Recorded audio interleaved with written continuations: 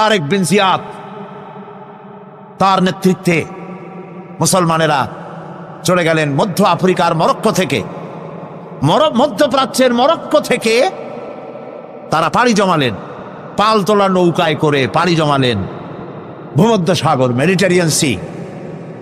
ভূমধ্য সাগর পাড়ি দিয়ে দিনের পর দিন বহু কষ্ট করে পরিশ্রম করে খেয়ে না খেয়ে জিব্রাল্টার প্রণালীর মধ্য দিয়ে স্পেনের তটরেখায় গিয়ে তারা ভিড়লেন। কুলে উঠে তারেক বিন জিয়াদ, উমাইয়াদের সেনাপতি, কুলে উঠে বললেন, আমার সাথীরা, যেসব জাহাজে এবার আমরা এলাম, জাহাজগুলি টেনে কুলে উঠাও। জাহাজগুলি কুলে উঠানো হলো। তিনি বললেন, এই জাহাজগুলিকে অগ্নিসংযোগ করো। জাহাজগুলি পোড়ায় দিল। আসছে কি মামু বাড়ি? বুঝেন না কথা? শ্বশুর বাড়ি? কোথায় আসছে? কাফেরদের দেশে এসছে, যেখানে মানবতার উপরে জুলম চলছে। সেই দেশে এসেছে ইনসাফ কায়েম করার জন্য, কোরআনের রাজ কায়েম করার জন্য। পোড়ায় দেওয়া সমস্ত জাহাজগুলি পুড়িয়ে দেওয়া হলো। এরপরে তিনি এক ঐতিহাসিক ভাষণ দিলেন, যা আরবি সাহিত্যে স্বর্ণাক্ষরে লেখা থাকবে কিয়ামত পর্যন্ত। তিনি বললেন, আইয়ুহাল ইখওয়ান, আল বাহরু মিন ওয়ারাইকুম ওয়াল আদুউ আমামাকুম ফাইনাল মাফার। হে আমার সাথীরা, পিছনে তোমাদের ক্ষুধার্ত সমুদ্র আর সামনে রডারিকের দুর্ধর্ষ বাহিনী। কি করবা? জাহাজগুলো পুড়িয়ে দিয়েছি। সমুদ্রের মধ্যে কুমির হাঙ্গরের খোরাক হবে, না রডারিক বাহিনীর হাতে শেষ হয়ে যাবে? কোনটা করবে? বাড়ি ফেরবার কোনো রাস্তা নাই। সাথীরা বললেন, হে সেনাপতি, ইসলামের নামে আপনি আমাদেরকে যে হুকুম করবেন সমস্ত হুকুম মানার জন্য আমাদের জীবন এবং সম্পদ নিয়ে আপনার সামনে হাজির। সুবহানাল্লাহ, সুবহানাল্লাহ। ইসলাম কি বানাইছিল? তারেক বিন জিয়াদ লড়াই করলেন এবং অল্প দিনের ভিতরে এই লড়াইয়ে গোটা স্পেন দখল করে ফেললো মুসলমানেরা। আলহামদুলিল্লাহ। গোটা স্পেনে কারা এখন? মুসলমান। এসে কি করলো? মুসলমানেরা যে যুদ্ধ করে, এই যুদ্ধের নাম হচ্ছে জিহাদ। এটা ওয়ার নয়, এটা কিতাল নয়, এটা যুদ্ধ নয়, এটার নাম জিহাদ। মুসলমানেরা যে জিহাদ করে এজন্য নয় যে পরের দেশ দখল করে নিজের প্রভুত্ব কায়েম করা, এটা নয়, বরং জিহাদের মাধ্যমে দেশ দখল করে আল্লাহর খেলাফত কায়েম করা। পুরা স্পেন দখল করল। এবছর স্পেনে আমার দাওয়াত ছিল। মুসলমানদের পরাজয়ের পর মুসলমানেরা প্রায় 800 বছর রাজত্ব করেছে। 711 খ্রিস্টাব্দে এখানে তারেক বিন জিয়াদ ঢুকলেন স্পেনে, আর 1498 খ্রিস্টাব্দ পর্যন্ত রাজত্ব করেছে মুসলমানেরা, টানা 800 বছর। যেদিন পরাজয় হলো, তারপরে তাদের মসজিদগুলি বন্ধ করে দেওয়া হলো। 500 বছরের ভিতরে স্পেনে মসজিদে আজান হয় নাই। গত অগস্ট মাসের 4 তারিখে আমার সেই মসজিদে প্রোগ্রাম ছিল, যেই মসজিদে 500 বছর পর আজান হয়েছে। ইতিহাস আমার নিজের চোখে দেখে এসেছি। তারেক বিন জিয়াদ স্পেন দখল করলেন, দখল করে নিজেদের বাড়িঘর বানাইলেন না, স্পেন দখল করেছেন। ইসলামের পতাকা উড্ডীন হয়েছে, টুয়ারেস করেছেন, পার্ক করেছেন, বিনোদন কেন্দ্র করেছেন, স্কুল করেছেন, বিশ্ববিদ্যালয় করেছেন, জ্ঞানের ভান্ডার এর দ্বার উন্মোচন করেছেন। জ্ঞান অর্জনের জন্য পার্শ্ববর্তী রাষ্ট্র Portugal, France, Denmark, Sweden, German, England, চতুর্দিক থেকে হাজার হাজার লোক জ্ঞান অর্জনের জন্য স্পেনে পাড়ি জমাতে লাগলো। সুবহানাল্লাহ। সভ্যতার লালন কেন্দ্র হলো স্পেন। আজকে বলতে খুব দুঃখ লাগে, ওরা দাবি করে ওরা নাকি ওয়েস্টার্ন সিভিলাইজেশন, ওরা পাশ্চাত্য সভ্যতার দাবিদার। ওরা যখন ইংল্যান্ডের মানুষেরা বাড়ি বানায়া থাকে কেমনে যখন জানতো না, যখন গাছের মধ্যে গর্ত বানায়া পাখির মতো সেই গর্তে বাস করত, গোসল করে শরীর ক্লিন করে কেমনে যখন জানতো না, তখন আমরা মুসলমানেরা গ্রানাডা এবং কর্ডোবায় বিজ্ঞানের বিভিন্ন শাখায় বিচরণ করতাম।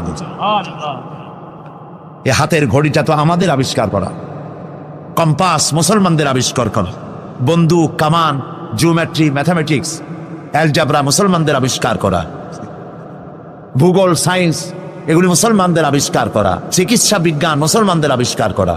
এগুলি শুনলেও এখন যুবকদের মনে হাসি পাবে, যেহেতু আমি জানিও না, চিন্তায় পড়ে যাবে। এগুলি সব মুসলমানদের আবিষ্কার করা ছিল।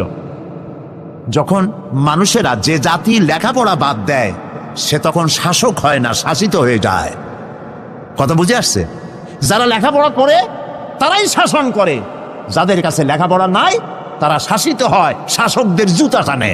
সুখদায়ক প্রমোদা বদন, দর্শন করিব ঝরিল নয়ন। হেসে কহে সে রূপসী সবিস্ময় মন, কহ দেখি মহাশয় কহ কি কারণ। বিষয় বিরাগী তুমি ভুবনে প্রচার, কি হেতু জন্মিল তব মানস বিকার। সামান্য ললনারূপ করি দর্শন, উচিত না হয় তব অশ্রু বরিশন। বুজুর্গ ব্যক্তি ওই মহিলার দিকে তাকিয়ে তাকিয়ে কাঁদতেছেন। সুন্দরী মহিলা বলেন, আল্লাহর বুজুর্গ বান্দা, আপনি এলাকার ভিতরে বুজুর্গ এবং পীর হিসাবে, বুজুর্গ ব্যক্তি হিসাবে আপনি বিখ্যাত। আজকে আমাকে এখানে দেখে আপনি আমার দিকে তাকায় আমার রূপ উপভোগ করতেছেন আর কাঁদতেছেন। আপনার মতো সংসার বিরাগী মানুষ আমার মতো একটা সুন্দরী মেয়েকে দেখে এভাবে কাঁদা ঠিক না। বুজুর্গ ব্যক্তি বলছেন, হেসে কহিলাম বালে করহ শ্রবণ, নেত্র ঝরে তব হেতু ভেব না এমন। যে শিল্পী রচিল ওই সুধাংশু বদন, তাহার তরে ঝরে নেত্র নয়নে জীবন। ও আল্লাহর বান্দি, আমি তোমাকে দেখি কান্দি না, আমার চোখে পানি বেরিয়ে গেছে। তোমারে দেখে আমি মনে মনে ভাবলাম, এত সুন্দর করে যিনি মানুষ বানিয়েছেন, না জানি ওই আল্লাহ রব্বুল আলামিন কত বড় সুন্দর। আমার ভাইরা, সুতরাং চোখ থাকতে ওরা আল্লাহ রাব্বুল আলামিনের কুদরত ওরা দেখে নাই, কান থাকতে কোরআনের আওয়াজ ওদের কানের মধ্যে ঢোকে নাই, বিবেক থাকতে আল্লাহর দ্বীনকে বুঝতে পারে নাই, চিন্তা করতে পারে নাই। আল্লাহ রাব্বুল আলামিন বলেন, উলাইকা কাল্লানাম, এরা হলো চতুষ্পদ জানোয়ার।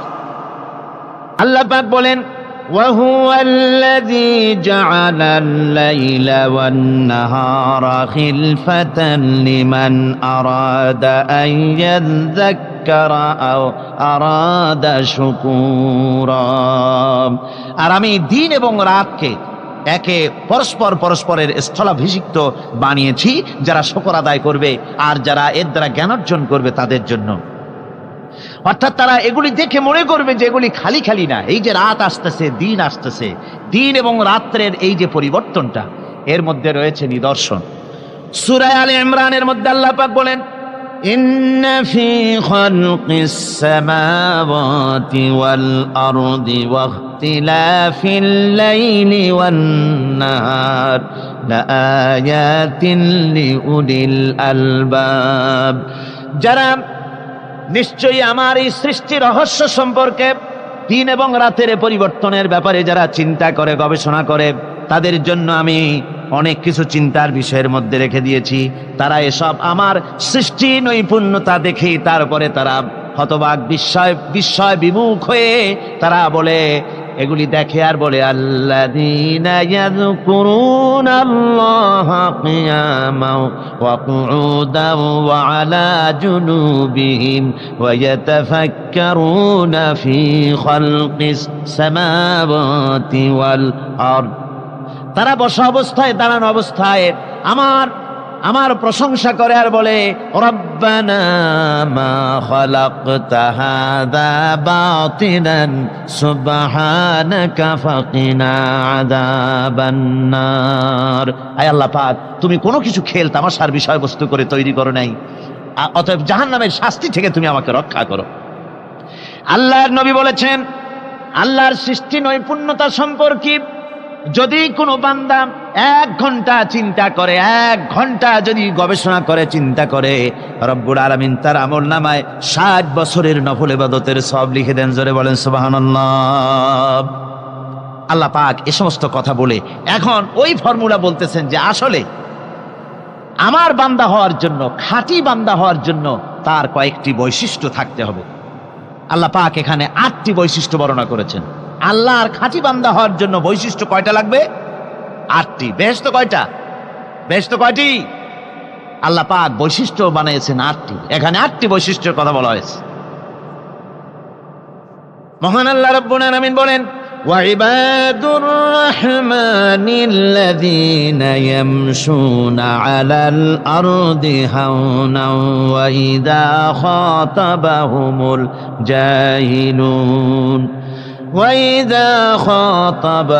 الجاهلون قالوا سلاما। রহমানের খাঁটি বান্দা তারা, রহমানের আসল বান্দা তারা যারা নাকি জমিনের উপর থেকে যখন হাঁটে খুব বিনয় বিনম্রতার সাথে তারা চলে। ওয়াইদা খাতাবাহুমুল জাহিলুন, আর যখন জাহিলরা তাদের সঙ্গে কথাবার্তা বলতে আসে তখন তারা তাদেরকে বলে তোমাদের প্রতি সালাম, এই বলে তারা চলে যায়। অর্থাৎ এই 8টি বৈশিষ্ট্যের প্রথম বৈশিষ্ট্য ধরা হয়েছে চালচলনকে। ইমানদার খাঁটি বান্দা যারা, তাদের চাল চলন সম্পর্কেই প্রথম বৈশিষ্ট্য ধরা হয়েছে। তার মানে হচ্ছে নির্লজ্জ, স্বৈরাচার, মাস্তান, গুন্ডা, বদমাশ, অত্যাচারী, এদের চাল চলন এক ধরনের। আবার অন্যদিকে ব্যক্তিত্ব সম্পন্ন, মর্যাদাবান, এরপরে শিক্ষিত, ভদ্র, মার্জিত, তাদের চাল চলন ভিন্ন ধরনের। এই দুই শ্রেণীর চাল চলন কি একরকম হয় নাকি? একরকম হয় না। তার কারণ হচ্ছে ব্যক্তির চাল চলনের মাঝেই তার অবস্থাটা বোঝা যায় যে আসলে লোকটি কেমন। আল্লাহ রাব্বুল আলামিন এ কথার দ্বারা এটা প্রমাণ করতে চান যে মোমেন বান্দা যারা হবে, আল্লাহর খাঁটি বান্দা যারা হবে, তাদের পরিচয় দেওয়া লাগবে না। তাদের চাল চলন দেখে, তাদের হাঁটা দেখে, তাদের চলা দেখে, তাদের বলা দেখে, তাদের আচরণ দেখে লোকেরা বুঝতে পারবে যে ইনি হচ্ছেন আল্লাহর একজন খাঁটি বান্দা, একজন মোমেন ব্যক্তি, একথা বুঝতে পারবে। আর সে ব্যক্তি জমিনের উপরে চলবে খুবই বিনম্রভাবে। কোরআনে কারিমে অন্য জায়গায় আল্লাহ রাব্বুল আলামিন বলেছেন, ওয়ালা তামশি ফিল আরদি মারহান ইন্নাকা লান তাখরিকাল আরদা ওয়া লান তাবলুগাল জিবালা তুলা। আমার জমিনের উপরে অহংকারের পদবরে হেঁটো না, আমার জমিনের উপরে অহংকার করে জমিনের উপরে হেঁটো না। তুমি জমিনের উপরে অহংকার করে হেঁটে পদাঘাত দিয়ে আমার এই জমিনকে ফাটায় দিতে পারবে না। আর তুমি লাভ দিয়ে আমার আকাশে, আমার পাহাড়ের উচ্চতাও তুমি ছাড়িয়ে যেতে পারবে না। অহংকার করে কেউ কি পায়ের আঘাত দিয়ে জমিনটাকে ফাটায় দিতে পারে? কি বলেন, পারবে? আর অহংকার করে লাভ দিয়ে পাহাড়ের উচ্চতাও কি কেউ ছাড়িয়ে যেতে পারবে? পারবে না। সুতরাং অহংকার, মোমেন ব্যক্তি যারা, তারা অহংকার করতে পারে না। অহংকার মোমেনের স্বভাব নয়। অহংকার করতে পারে কেবলমাত্র আল্লাহ রাব্বুল আলামিন। অহংকার হচ্ছে আল্লাহ পাকের ইজার। অহংকার কে করতে পারেন? আল্লাহ পাক করতে পারেন। মানুষের অহংকার শোভা পায় না। মানুষ, তোমার আবার অহংকার কিসের? এক ফোঁটা নাপাক পানি দিয়ে যার জন্মের উৎস, এমন নাপাক পানি যা শরীর থেকে নির্গত হলে পরে গোসল করা ফরজ হয়ে যায়, এমন এক ফোঁটা নাপাক পানি যার জন্মের উৎস, তার অহংকার কিসের? অহংকার করবেন আল্লাহ রাব্বুল আলামিন। হাদিসে কুদসির ভিতরে এসেছে, আল্লাহ পাক বলেছেন, যে ব্যক্তি অহংকার করে সেজন্য আমার চাদর নিয়ে টানাটানি করে। জোরে কোন নাউযুবিল্লাহি মিন যালিক। সুতরাং মোমেন বান্দা যিনি হবেন, আল্লাহর খাঁটি বান্দা, রহমানের খাঁটি বান্দা, সে ব্যক্তি কখনো জমিনের উপর অহংকারের সাথে চলাফেরা করবে না, বরং তার চাল চলন হবে অত্যন্ত বিনম্র। আর কি? আর হলো জাহিলদের সঙ্গে সে কোনো বিতর্কে লিপ্ত হবে না। জাহিলরা গালাগালি দেবে, গালাগালির জবাবে সে গালাগালি দেবে না। জাহিলরা অত্যাচার করবে, অত্যাচারের জবাবে সে অত্যাচার করবে না, বরং তাদেরকে দেখলে, তারা অত্যাচার করতে আসলে, তারা গালাগালি দিলে তাদের জবাবে ইদফা বিল্লাতি হি আহসান, তাদের জবাবে তাদেরকে সালাম দিয়ে সেখান থেকে তারা কেটে পড়বে। সূরা কাসাসে অন্য জায়গায় আল্লাহ রাব্বুল আলামিন একথা আবার এভাবে বলতেছেন, ওয়াইজা সামিউল লাগবা আ'রাদু আনহু ওয়া ক্বালু লানা আ'মালুনা ওয়া লাকুম আ'মালুকুম সালামুন আলাইকুম লা নাবতাগিল জাহিলিন। আল্লাহ পাক বলছেন যে যখন মুমিনেরা পরস্পরে মুমিনদের সাথে জাহিলদের যখন দেখা সাক্ষাৎ হয়ে যায়, যখন ঝগড়ায় লিপ্ত হতে চায়, তখন মুমিনেরা যারা মুমিন বান্দা, আল্লাহর খাঁটি বান্দা, তারা বলবে যে তোমাদের আমলের প্রতিফল তোমরা পাবা, আমাদের কৃতকর্মের ফল আমরা পাবো, সুতরাং তোমাদের প্রতি সালাম, তোমাদের সাথে আমাদের কোনো সম্পর্ক নাই, ঝগড়াঝাটি না করে তারা ফিরে আসবে। আল্লাহ পাক এরপরে বলেন, والذين يبيتون لربهم سجدا وقياما। রহমানের খাঁটি বান্দা তারাই আরেকটি বৈশিষ্ট্য, তাদের এই 2 নম্বরের বৈশিষ্ট্য বার বলা হচ্ছে। রহমানের আল্লাহর খাঁটি বান্দার 2 নম্বরের বৈশিষ্ট্য যেটা, সেটা হচ্ছে এই যে তারা রাত কাটায় তার রবের হুজুরে আল্লাহর দরবারে সেজদা দিয়ে দাঁড়িয়ে থেকে কান্দাকাটি করে তারা রাত গুজরান করে। জোরে বলেন সুবহানাল্লাহ। আর এর বিপরীত যারা, তারা রাত কাটায়, রাতের বেলা মদ, জুয়া, সিনেমা, গান বাজনা, অশ্লীলতা, নাটক, হাবিজাবি, গল্প গুজব করে তারা তাদের রাত কাটায়। আর যারা মোমেন বান্দা, আল্লাহর বান্দা, যারা খাঁটি বান্দা, তারা এই রাত তারা আল্লাহর ইবাদতের ভিতর থেকে কান্দাকাটির মধ্য দিয়ে দাঁড়িয়ে দাঁড়িয়ে অথবা সেজদার ভিতরে তারা তাদের রাত কাটিয়ে দেয়। কোরআনে কারীমে আল্লাহ রাব্বুল আলামিন একথা এভাবে বলেছেন, তাতাজাফা জুনুবুহুম আনিল মাদাজি'i ইয়াদউনা রাব্বাহুম খাওফান ওয়া তামআ। আমার মুমিন বান্দারা তাদের পার্শ্বদেশ এবং পৃষ্ঠদেশ বিছানার উপরে বেশি রাত থাকে না, তারা তাদের রবের প্রতি রবের ভয়, আল্লাহর ভয়, আশা পোষণ করে, আর তারা আল্লাহকে ভয় করে তারা বিছান থেকে নিজের পিঠকে আলাদা করে নিয়ে তারা রাতের বেলায় আমার কাছে কান্দে, আমার কাছে দোয়া করে, তারা কান্দে, ইবাদত করে। সূরা যারিয়াতের ভিতরে রব্বুল আলামিন বলতেছেন, কানু কালিলাম মিনাল লাইলি মা ইয়াহজাউনা ওয়া বিল আসহারি হুম ইস্তাগফিরুন।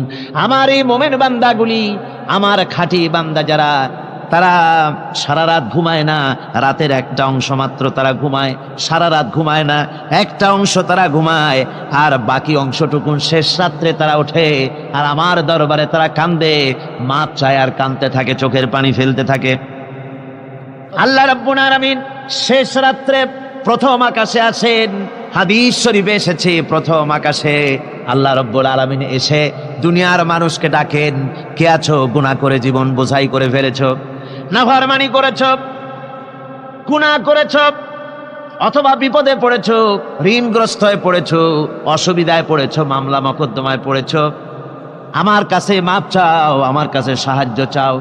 এই সময় যে সমস্ত বান্দারা আরামের ঘুমকে হারাম করে আল্লাহর দরবারে কাঁদতে থাকে, তাহাজ্জুদের নামাজ আদায় করে যখন হাত তুলে কাঁদে, আল্লাহ পাক তখন এই দৃশ্য দেখে ফেরেশতাদের বলেন, ও আমার ফেরেশতারা, আমার ওই বান্দাগুলি কাঁদে কেন? সমস্ত মানুষ যখন ঘুমানো, এই বান্দাগুলি কাঁদে কেন বলো? ফেরেশতারা বলে, আল্লাহ তুমি তো ভালো করে জানো।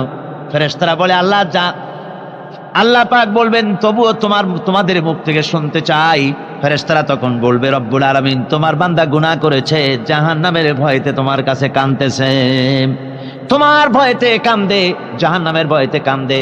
আল্লাহ জিজ্ঞেস করেন, ফেরেশতারা, ওরা যে আমার ভয়তে কাঁদে, ওরা কি আমারে দেখছে নাকি? ফেরেশতারা বলে, না খোদা তোমারে দেখে নাই। আল্লাহ পাক বলেন, ওরা আমার যে জাহান্নামের ভয়তে কাঁদে, ওই জাহান্নাম তারা দেখেছে নাকি? ফেরেশতারা বলে, না আল্লাহ, তোমার জাহান্নাম ওরা দেখে নাই, তোমার বেহেশত কিছুই দেখে নাই।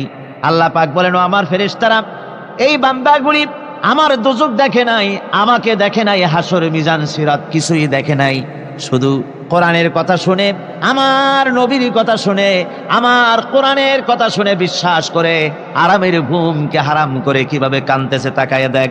আমার রহমতের দরিয়ায় জোশ মেরে গেছে, তোরা সাক্ষী থেকে যা, আমার ওই ক্রন্দনরত বান্দাগুলিকে আমি আল্লাহ মাফ করে দিলাম। আমার ভাইয়েরা, আল্লাহ পাক বলেন আম্মান হুয়া কানিতুন আনা আল-লাইলি সাজিদাও ওয়া কাইমা। আল্লাহ রাব্বুল আলামিন বলেন সিজদার ভিতরে আর দাঁড়ানোর ভিতরে আমার এই বান্দাগুলি আখিরাতে আমার সঙ্গে দেখা করা লাগবে এই ভয়েতে, জাহান্নামের ভয়েতে তারা কান্দে, এভাবে কাঁদতে থাকে। আর আল্লাহ পাক ওই সময় তাদের গুনাহ মাফ করতে থাকেন। কোরআনে কারীমের ভিতরে আল্লাহ পাক বলেন সারা রাত ঘুমাতে আল্লাহ নিষেধ করেছেন, সারা রাত যেন ঘুমায়ো না, পাইকারি দরে ঘুমায়ো না, একটু জাগো। ওয়াজকুর ইসমা রাব্বিকা বুকরাতাও ওয়া আসীলা। সকাল এবং সন্ধ্যায় তোমার প্রভুর, তোমার রবের জিকির করো, স্মরণ করো।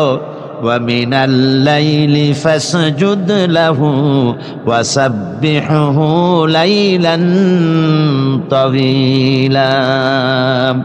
তোমার রাতের বেলায় রাতের একটা অংশ সেজদায় অবনত হও, আর রাতের দীর্ঘ সময় ঘুমায় থেকো না, হয় একটা লম্বা সময় ঘুমাও, কিন্তু একটা অংশ রাখো যে সময় তুমি আমার দরবারে সেজদায় পড়ে যাবে, কাঁদবে। আমার বন্ধুগণ, রাতটা ওয়াজআলনাল লাইলা সুবাতা, আল্লাহ রাব্বুল আলামিন ওয়াজআলনা সুবাতাও আছে, ওয়াজআলনান নাওমা সুবাতা ওয়াজআলনাল লাইলা লিবাসা। ঘুমকে বানাইছেন আল্লাহ শান্তির বাহন, আর রাতকে করেছেন আচ্ছাদন। রাতকে কি করেছেন? আচ্ছাদন। রাতকে একটা পর্দা লাগিয়ে দিয়েছেন, রাতের পর্দা। যেহেতু প্রেম ভালোবাসা ঢোল পিটায় করা যায় না। ঢোল পিটায় প্রেম করা যায়? যায় না। মানুষকে দেখায় দেখায় প্রেম ভালোবাসা করা যায় না। এটা হলো দুনিয়ার রীতিনীতি, দুনিয়ায় যেটা মানুষেরা করে। আসল সবচাইতে বড় ভালোবাসার পাত্র হলেন আল্লাহ, মাশুক হলেন আল্লাহ, আশেক হলো মানুষ। আশেক এবং মাশুকের ভিতরে প্রেম বিনিময় হবে, ভালোবাসার আদান প্রদান হবে, কথোপকথন হবে। এজন্য দিনের কোলাহলপূর্ণ অবস্থায় তা হয় না বলে রব্বুল আলামিন বলেন আমি তোমাদের জন্য রাতকে একটা আচ্ছাদন, একটা পর্দা বানায় দিস। এই রাতের পর্দার ভিতরে থেকে আমারে ডাকো, আমাকে, আমার কাছেই তুমি আমাকে ডাকো, একটা লম্বা সময় নিয়ে আমাকে বলতে থাকো, আমাকে ডাকতে থাকো। আল্লাহ পাক তার নবীকেও বলেছেন ইয়া আইয়ুহাল মুযাম্মিলু কুমিল লাইলা ইল্লা কালিলা। হে চাদর আচ্ছাদিত ব্যক্তি, রাত্রিকালে সালাতে দণ্ডায়মান থাকো, কিন্তু কম। সারা রাত জাগার দরকার নেই, একটা অংশ জাগো যখন তুমি আমার জন্য কাঁদবে, আমার জন্য সেজদায় পড়ে থাকবে। রাসূল পাক সাল্লাল্লাহু আলাইহি সাল্লাম তাহাজ্জুদের নামাজি সেজদায় পড়ে থাকতেন, রাতে ঘন্টার পর ঘন্টা চলে যেতেছে। হযরত আয়েশা বলেন আমি মনে করতাম সেজদায় এমন ভাবে রাসূল পড়েছেন আর ওঠেন না, আমার মনে হতো হুজুর বুঝি ইন্তেকাল করে গেছেন। আমি রাসূলের পায়ের আঙ্গুল ধরে আস্তে করে চাপ দিতাম, হুজুর তাতে একটু ব্যথা পেয়ে আঙ্গুল নাড়া দিতেন, তখন আমি মনে করতাম আল্লাহর নবী বিদায় হন নাই, বেঁচে আছেন। আবার কখনো দাঁড়িয়ে দাঁড়িয়ে নামাজের ভিতরে তেলাওয়াত করতে করতে রাত শেষ হয়ে যেত, আমার মনে হতো এই দাঁড়ানো থেকে হুজুর বুঝি আর রুকুতে যাবেন না। আবার যখন রুকুতে যেতেন মনে হতো এই রুকু থেকে আর বুঝি সেজদায় যাবেন না। আবার যখন সেজদায় যেতেন মনে হতো এই সেজদা থেকে রাসূল বুঝি আর উঠবেন না। সুবহানাল্লাহ বিহামদিহি। সাহাবায়ে কেরাম জিজ্ঞেস করতেন হে রাসূল, হযরত আয়েশা জিজ্ঞেস করে হে রাসূল আপনি এত কাঁদেন কেন, এত ইবাদত করেন, এত রাত জাগেন? হযরত আয়েশা বলেছেন আল্লাহ নবী দাঁড়িয়ে দাঁড়িয়ে তেলাওয়াত করতে করতে, দাঁড়িয়ে দাঁড়িয়ে নামাজ পড়তে পড়তে পাও মোবারক, কদম মোবারক এমন ভাবে ফুলে যেত সকাল বেলায় জুতার মধ্যে পাও ঢুকতো না। সুবহানাল্লাহ। এইভাবে রাসূল পাক কষ্ট করতেন। জিজ্ঞাসা করতে এত ইবাদত কেন করেন? আপনার তো আগের পিছের সমস্ত গুনাহ আল্লাহ মাফ করেছেন, কোনো গুনাহ আপনার নাই, তবু আল্লাহ বলে দিয়েছেন নবী আপনার আগের পিছের সব মাফ, তারপরেও এত কাঁদেন কেন?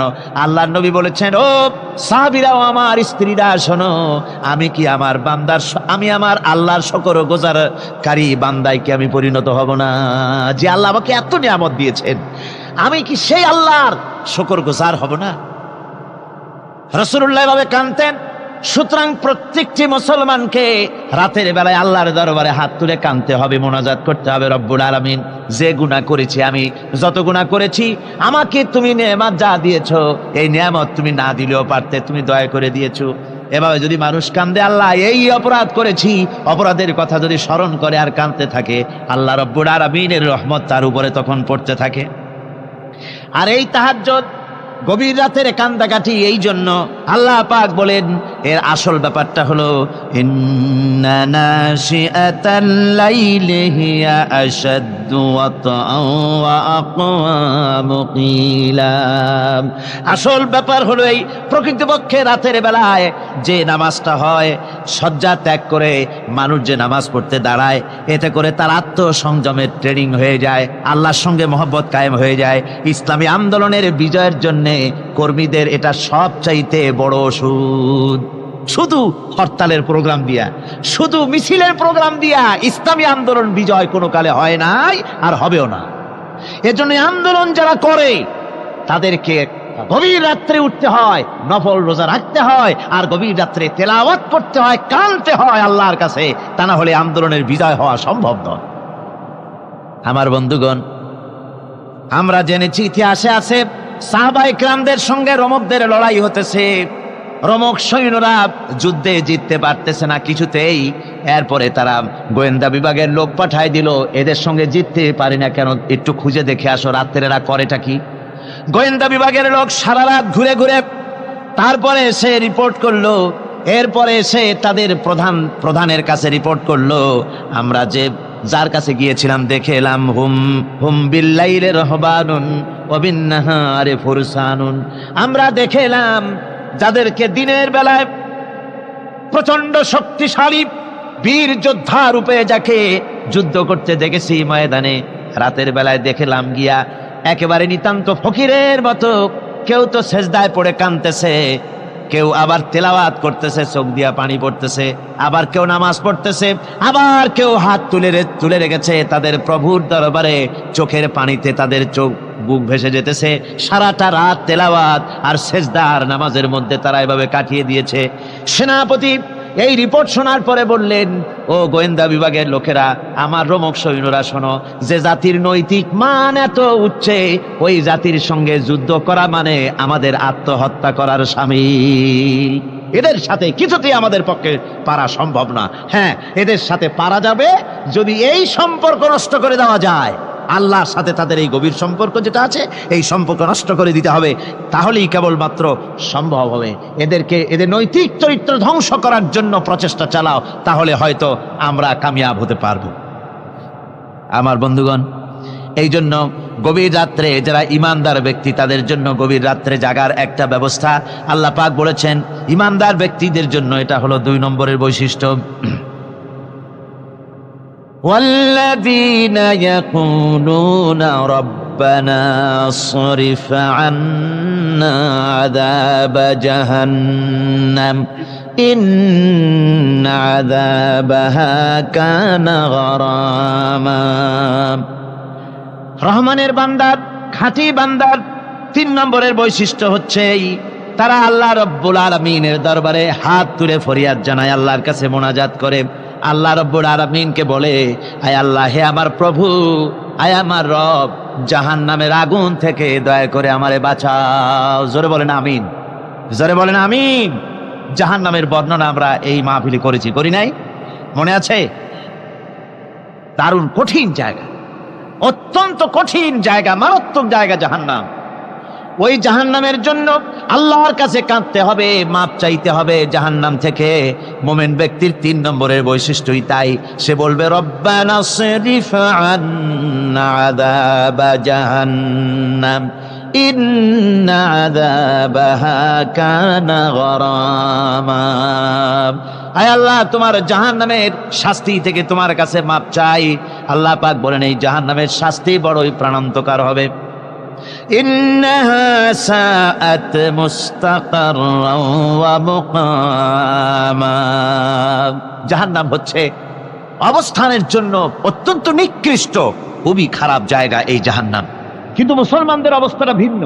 মুসলমানেরা নেক আমল করে, ইবাদত বন্দি করে, তা সত্ত্বেও তার কলিজা কাঁপতে থাকে। সুবহানাল্লাহ, তার কলিজা কাঁপতে থাকে যে আমি যে ইবাদত করছি, এই ইবাদত আল্লাহর দরবারে মঞ্জুর হচ্ছে কিনা। এই জন্য তার মন কাঁদতে থাকে। সে আমলের উপর নির্ভর করে থাকে না, সে আল্লাহর দয়ার উপরে নির্ভর করে। কিসের উপরে নির্ভর করে? আল্লাহর দয়া, আল্লাহর রহমতের উপরে নির্ভর করে। আর সে আল্লাহর কাছে কাঁদতে থাকে, রব্বুল আলামিন তুমি দয়া করে মেহেরবানি করে আমার হিসাব নিও না, আমার এই হিসাব করে যদি বেহেশত দাও তাহলে তো বেহেশতে যাইতে পারবো না। কিয়ামতের দিন আল্লাহ রাব্বুল আলামিন কোন মানুষকে যদি হিসাবের জন্য ধরে ফেলেন তাহলে ওই বান্দার আর জাহান্নাম ছাড়া কোনো পথ নাই। এই জন্য আল্লাহ শিখায় দিয়েছেন, বান্দা দোয়া কর, ওয়া আদখিলনাল জান্নাতা বিগাইরি হিসাব, আয় আল্লাহ বিনা হিসাবে তোমার জান্নাত আমাকে দান করো। আবার হুজুর দোয়া করেছেন, আল্লাহুম্মা হাসিবনি হিসাবান ইয়াসীরা, আয় আল্লাহ তুমি আমার সহজ হিসাব নাও। পড়েন, আল্লাহুম্মা হাসিবনি হিসাবান ইয়াসীরা, হিসাবে ইয়াসির, সহজ হিসাব, আয় আল্লাহ তুমি আমার সহজ হিসাব নাও। এই হাদিসের ব্যাখ্যায় এসেছে সহজ হিসাব কি? ব্যাখ্যায় এসেছে সহজ হিসাবটা হচ্ছে আল্লাহ রাব্বুল আলামিন কিয়ামতের ময়দানে তার কোন বান্দাকে যদি রহমত করতে চান, কোন বান্দার প্রতি যদি দয়া করতে চান, কাউকে যদি ক্ষমা করতে চান, তাহলে আল্লাহ রাব্বুল আলামিন তাকে একটা পর্দার আড়ালে ডেকে নেবেন। একটি পর্দার আড়ালে ডেকে নিয়ে আল্লাহ পাক জিজ্ঞেস করবেন, বান্দা তুই কি এই গুনাহগুলি করেছিলি নাকি, এইটা এই সব গুনাহ করেছিস নাকি? আল্লাহ জিজ্ঞেস করবেন বান্দাকে, অবস্থাটা কেমন হবে চিন্তা করেন, বান্দা এইগুলি করেছিস নাকি? বান্দা ভয়তে থরথর করে কাঁপতে থাকবে, কলিজা ভয়তে কাঁপতে থাকবে, অস্থির হয়ে যাবে। সে স্বীকার করবে, রব্বুল আলামিন তুমি যা বলেছো আমি এ সব অন্যায় আমার দ্বারা হয়েছে, আমি বুঝতে পারি নাই, আমাকে মাফ করে দাও। রব্বুল আলামিন বান্দাকে বলবেন, যা বান্দা আমি তোকে মাফ করে দিলাম, আমার জান্নাতে চলে যা। সুবহানাল্লাহ ওয়া বিহামদিহি, সুবহানাল্লাহ ওয়া বিহামদিহি।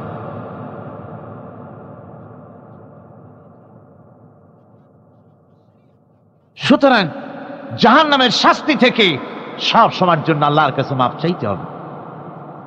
والذين إذا أنفقوا لم يسرفوا ولم يقتروا وكان بين ذلك قواما, রহমানের প্রকৃত খাঁটি বান্দা তারা যারা নাকি যখন খরচ করে খরচের সময় বেহুদা খরচ করে না, আবার খরচের ভিতরে কার্পণ্যতাও তারা করে না। ওয়াকানা বাইনা যালিকা কাওয়ামা, এ দুইয়ের মাঝে তারা ভারসাম্য রক্ষা করে, মধ্যম নীতি অবলম্বন করে চলে। তার মানে হলো পয়সা আছে বলি এই পয়সা দিয়ে তারা মদ খায় না, জুয়া খেলে না, মিনা বাজার ইত্যাদি শয়তানি বদমাশি সিনেমা হল ইত্যাদি বানায়া পাপের বোঝা বাড়ায় না। তারা অতিরিক্ত কোনো খরচ করে না, আবার অর্থ পূজারী ব্যক্তির মতো কার্পণ্যতাও তারা করে না। দুইয়ের মাঝে তারা ভারসাম্য রক্ষা করে। এক শ্রেণীর লোক আছে মাল শুধু জমায়, খরচ টরচ করে না। কোরআন শরীফে বলা হয়েছে, আল্লাযী জামা মালান ওয়া আদ্দাদা, মাল জমা করে আর গুনতে থাকে, মাঝে মধ্যে আবার টেলিফোন করে, হ্যালো সোনালী ব্যাংকের ম্যানেজার সাহেব নাকি? বলে হ্যাঁ, দেখুন তো আমার আমলনামাটায় কত আছে এখন। হিসাব টিসাব করে আর তাড়াতাড়ি, এখন তো আর আমলনামা দেখতে সময় লাগে না, তাড়াতাড়ি দেখা যায়। আগে যেমন ব্যাংকে গিয়ে যদি জানতে কেউ চাইতো যে আমার ডেবিট কত, ক্রেডিট কত, ব্যালেন্স কত ইত্যাদি জানতে চাইলে তাকে একেবারে সেই লেজার খোলা লাগে, বিরাট বিরাট বই, বড় বড় কিতাব যা গরুর গাড়ি দিয়ে টানা লাগে, এত বিশাল বিশাল বই ছিল। এখন সেগুলি সংক্ষিপ্ত হয়ে একেবারে কম্পিউটারের মধ্যে ঢুকানো হয়েছে। কম্পিউটারের ভেতরে রয়েছে একটা ছোট্ট যন্ত্র যার নাম হলো মাইক্রোচিপস, একেবারে এতটুকু ছোট্ট মাইক্রোচিপস। এই মাইক্রোচিপসের ভেতরে হাজার হাজার ক্লায়েন্টসদের ডেবিট ক্রেডিট, তাদের ট্রানজেকশন, তাদের ব্যালেন্স সব কিছু রয়ে গেছে। আপনি যখনই জিজ্ঞেস করবেন সে বাটন একটা দাবালো আর সাথে সাথে স্ক্রিনে এসে গেল আপনার নাম কি, বাপের নাম কি, দাদার নাম কি, কত টাকা জমা করছিলেন, কোন কোন তারিখে উঠাইছেন, হাতে কত, নিচেন কত, 14 গোষ্ঠীর ইতিহাস একটা চাপে চলে আসে। তো আমি মানুষকে এভাবে বলি যে এই বুদ্ধিটা যিনি দিলেন, লোকেরা বলে তো কয় যে কিয়ামতের দিন আল্লাহ নাকি আমলনামা দিবে মানুষের সামনে হাজির করিয়া, ইমানদারের সামনের থেকে ডান হাতে, বেঈমানের পিছন থেকে কোন হাতে, বাঁ হাতে।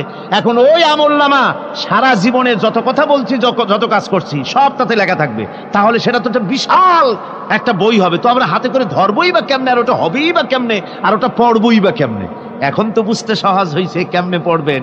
মানুষের মাথায় যদি এই বুদ্ধি আসে, একটা ছোট্ট মাইক্রোচিপসের ভেতরে যদি হাজার হাজার ক্লায়েন্টসদের কোটি কোটি শত শত সহস্র কোটি একটা মাইক্রোচিপসের ভিতরে ঢুকানো যায়, তাহলে এই বুদ্ধি যিনি দিলেন তিনি বুঝি এর চাইতেও ছোট্ট বইয়ের মধ্যে আপনার আমলনামা উঠে দিতে পারবেন না নাকি?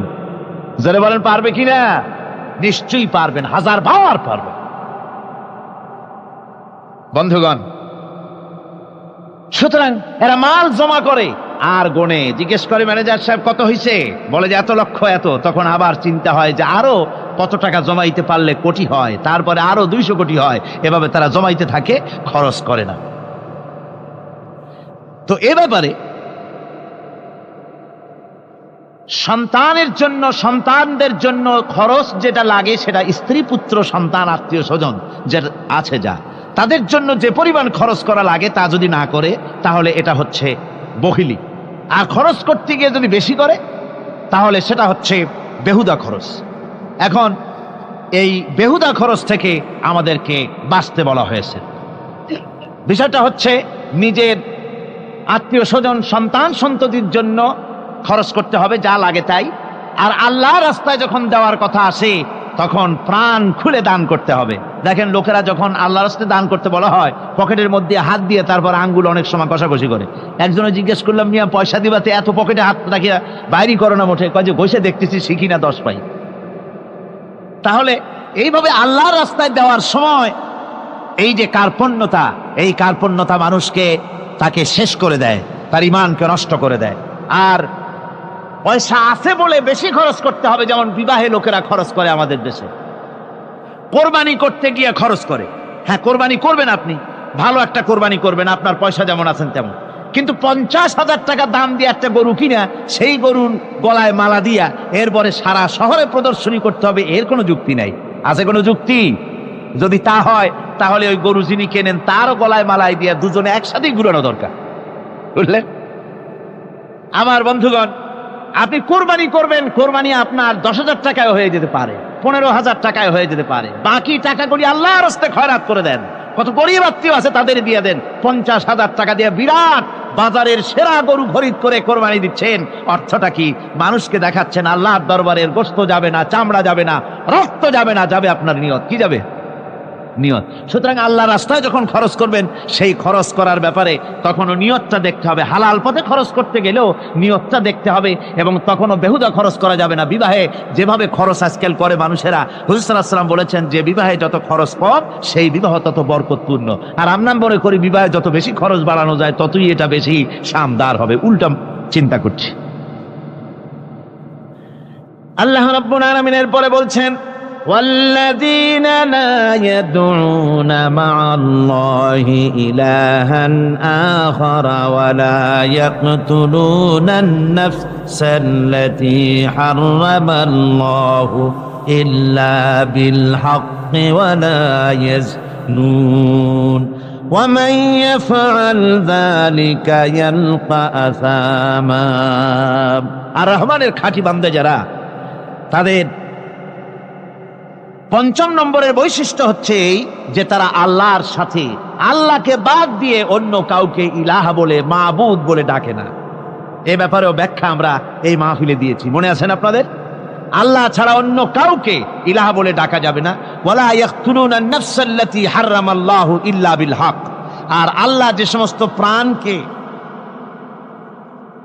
আর ওই লোকেরা যারা নাকি আল্লাহ ছাড়া, ইমান রহমানের বান্দা যারা, তারা একদিকে তো আল্লাহ ছাড়া অন্য কাউকে ডাকে না, মাবুদ বলে স্বীকার করে না, অন্যদিকে আল্লাহর হারাম করা প্রাণগুলিকে তারা ধ্বংস করে না। অর্থাৎ আল্লাহ যাদেরকে হত্যা করতে নিষেধ করেছেন, প্রাণীদেরকে হত্যা করতে, মানুষ হত্যা করতে নিষেধ করেছেন, আল্লাহর নিষেধ, আল্লাহ যেগুলি জায়েজ করেছেন সেগুলি বাদ দিয়ে হত্যা করা, এগুলি তারা করে না। ওয়ালা ইয়াজনুন, আর তারা জেনা ব্যভিচারেও লিপ্ত হয় না। এটা হচ্ছে যে এই সমস্ত লোকগুলি তারা গুনাহ থেকে মুক্ত থাকতে চেষ্টা করে। তারা আল্লাহ ছাড়া আর কাউকে রব বলে ডাকে না, ইলাহ বলে ডাকে না, মাবুদ বলে ডাকে না।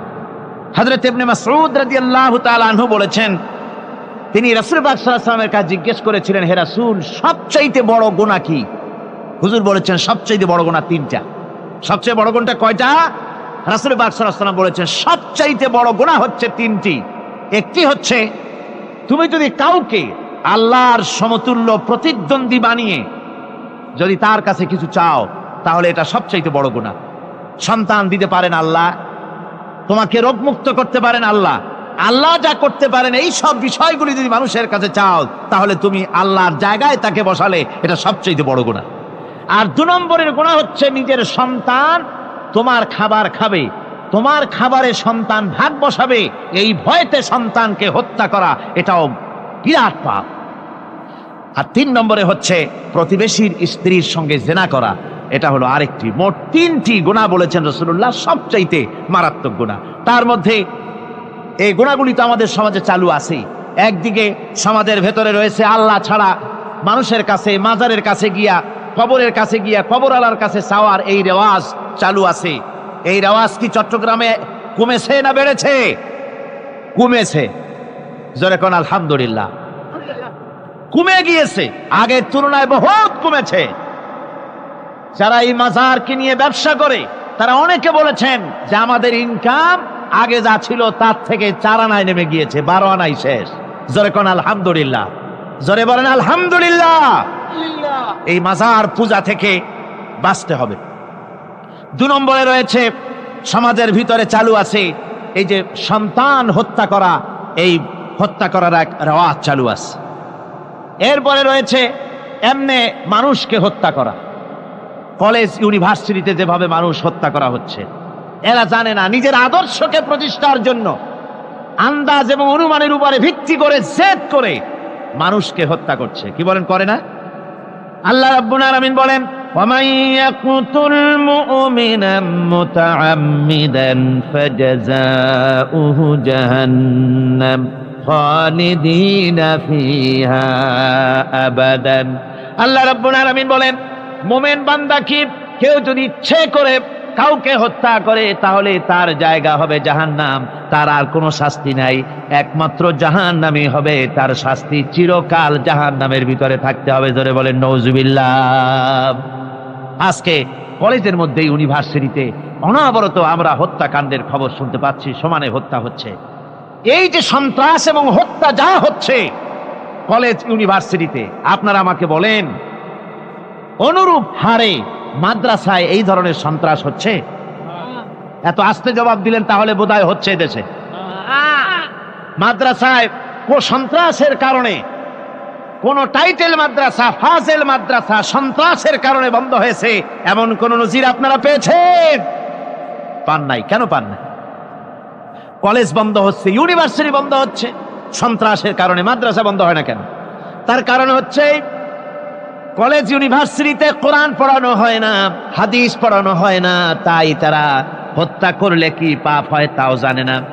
হত্যা পাপ, হত্যার পাপ তো দূরের কথা, মানুষ কোরআন শুনতে আসে, কোরআন শুনতে আসাটাও তাদের বরদাস্ত হয় না। আমি জানতে পারলাম, এ মাহফিল আসার সময় জানতে পেরেছি, চট্টগ্রাম বিশ্ববিদ্যালয়ের কাছে থেকে শ্রোতৃমণ্ডলী, মাহফিলের শ্রোতারা বাসে যখন আসতেছিল, সেখানকার কিছু সংখ্যক ছেলেরা ইট পাটকেল মেরেছে বাসের উপরে, বহুত লোক সেখানে আহত তারা করেছে। নাউজুবিল্লাহি মিন যালিক। কি শিক্ষা দেওয়া হচ্ছে সেখানে? কিন্তু মাদ্রাসায় তো হচ্ছে না। কেন হয় না? তার কারণ হচ্ছে মাদ্রাসাগুলিতে কোরআনে কারীম পড়ানো হয়, রাসূলুল্লাহর হাদিস পড়ানো হয়, সেখানে জানানো হয়, এই কথাগুলি পড়ানো হয়। যদি কেউ কাউকে হত্যা করে জাহান্নাম ছাড়া কোনো জায়গা থাকবে না, চিরকাল জাহান্নামে থাকতে হবে, এই ভয়তে ওরা হত্যার ভিতরে যায় না। এই জীবন জীবন নয়, পরকাল আছে, কিয়ামতের দিন আল্লাহর দরবারে দাঁড়ায়া জীবনের সবকিছুর হিসাব দিতে হবে। এই জন্য তারা এসব জানে বলে, এসব তাদের রক্তে মাংসের ভিতরে ঢুকানো আছে বলে তারা চুরি ডাকাতি জেনা ব্যভিচার হত্যার দিকে তত যায় না যত এরা যায়। ঠিক কিনা বলে? কলেজ ইউনিভার্সিটিতে আজকে কোরআন শরীফ পড়ানো হয় না। মাদ্রাসা এবং মসজিদে, মাদ্রাসাগুলিতে যে কারণে সন্ত্রাস হয় না, ওই কারণটা যদি কলেজ ইউনিভার্সিটিতে ঢুকানো যায় তাহলে সন্ত্রাস বন্ধ হতে পারে। ঠিক কিনা কর? আমার ভাইরা, আজ বাংলাদেশে যে কয়টা ইউনিভার্সিটি আর যতগুলি কলেজ আছে, এদেশের সাধারণ মানুষের রক্তার্জিত পয়সা দিয়েই এই কলেজ ইউনিভার্সিটি চালানো হয়, কিন্তু সেখানে কোরআন শরীফের তাফসীর পড়ানো হয় না, হাদিস শরীফ পড়ানো হয় না, হয় সব পড়ানো হয়, কিন্তু কোরআনে কারীমের তাফসীর পড়ানো হয় না, হাদিস শরীফ পড়ানো হয় না। যদি ওই কলেজ ইউনিভার্সিটির ছাত্রগুলিকে কোরআন শরীফ পড়ানো হতো, কোরআনের তাফসীর পড়ানো হতো, কলেজ ইউনিভার্সিটিতে হাদিস শরীফ যদি পড়ানো হতো, ইসলামের অর্থনীতি সমাজনীতি যদি পড়ানো হতো, তাহলে কলেজ আর ইউনিভার্সিটি গোটা জাতিকে মাস্তান আর গুন্ডা উপহার দিত না, খালিদ বিন ওলীদের মতো মুজাহিদ উপহার দিত। জোরে বলেন সুবহানাল্লাহ। আজকে গোটা জাতির চিন্তা চেতনা ধারণার বহির্ভূত সেখান থেকে সন্তান আমরা পাচ্ছি। আজকে সেখানে ছেলে পাঠাচ্ছে বাপ, ছেলে পাঠাচ্ছে, ছেলে লেখাপড়া করে সেখান থেকে ভালোভাবে পাশ করে আসবে, চাকরি বাকরি করবে, মা বাপের সুখের কারণ হবে। কিন্তু দেখা যায় কিছুদিন পর সেখান থেকে চলে আসে সন্তান লাশ হয়ে বাপের ঘরে ফিরে এলো। কি শিক্ষা হচ্ছে?